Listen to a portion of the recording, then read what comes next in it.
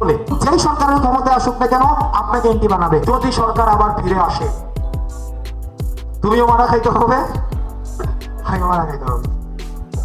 এবার আসেন, আগামী দুই বছর পর ইলেকশন হলো বা 3 বছর পর ইলেকশন হলো, 5 বছর পর ইলেকশন হলো, ইলেকশন তো হবে। যদি ইলেকশন হয় তখন আমাদের যে স্টুডেন্ট ফোর্স আছে, আমরা যে যারা গণ অভ্যুত্থানটা আমরা করেছি সবাই একসাথে, আমরা তখন কারা?